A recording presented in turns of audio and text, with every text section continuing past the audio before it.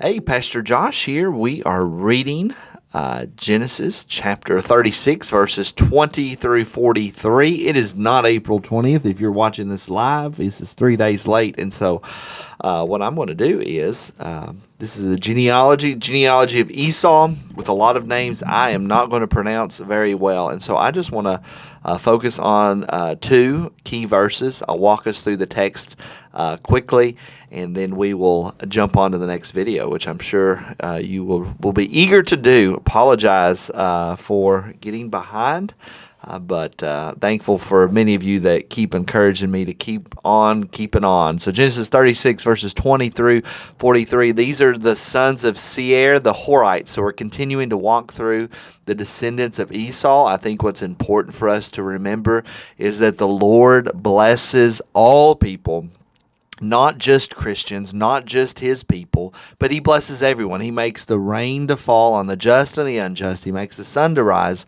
on both folks. And so we see that. We see this with the record, and we see this with the blessings. So I want to go down here. We're mentioning various descendants of Esau. We've come to verse 24. These are the sons of Zibeon, Ai, and Anna. He is the Anna who found the hot springs in the wilderness as he pastured the donkeys of Zibeon his father. Notice the detail here.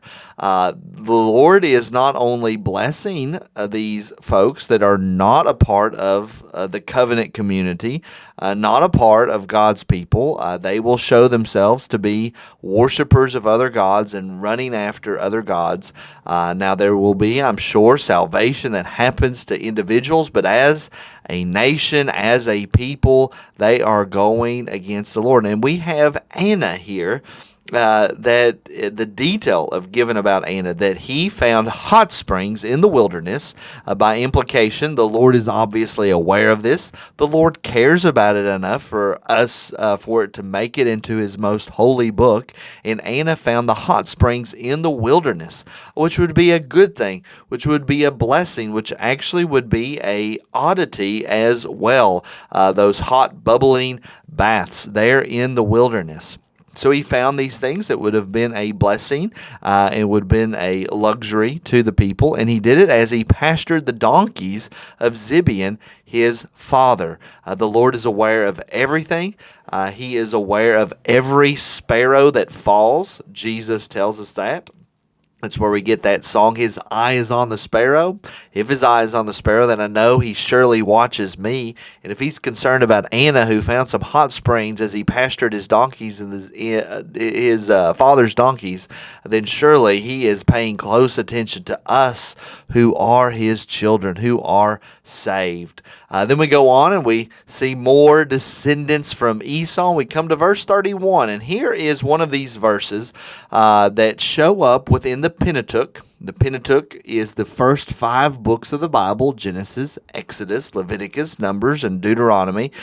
These little statements here and there throughout the Pentateuch and in Genesis, we've seen a couple of these as we've been reading through, shows that there has been some light edits, some light commentary, even if you will, beyond the time of Moses. And not only beyond the time of Moses, but even beyond the time of Joshua. When we will come to the end of the book of Deuteronomy many years from now, we will see that Moses' death is recorded. And it would be a very difficult thing for Moses to write about his death before it happened. Now, there are some that would hold to that would be a prophetic work of Moses to do that. But I think in all actuality, we should see it as Joshua or someone close to the scene, closing up the book that Moses wrote. But it's not only that issue. We have a statement like verse 31 here.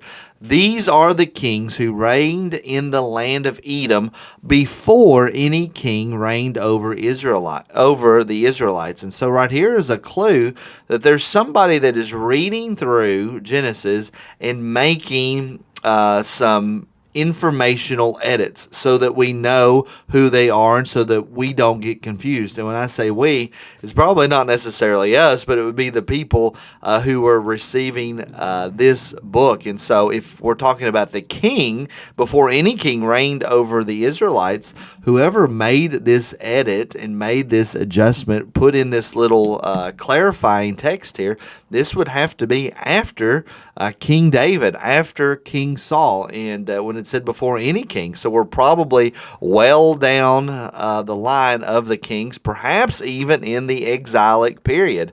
I don't necessarily hold that. I don't think we necessarily know when this little phrase would have been inserted in there. But whoever put it in there, whatever scribe put it in there, I would think we need to hold that it would be under the inspiration of the Holy Spirit to give clarity to the people that received that. We don't know any of these kings. We're not familiar with any of those folks, but the people that would have been reading it in the day that this scribe put in this little edited phrase, wanted to make sure that they didn't get Bella or whoever this might be, Bozrah, that he didn't get them confused with current kings that were living in the nation of Edom at the time. I pray that has been a blessing to you, and we will move on to our next reading.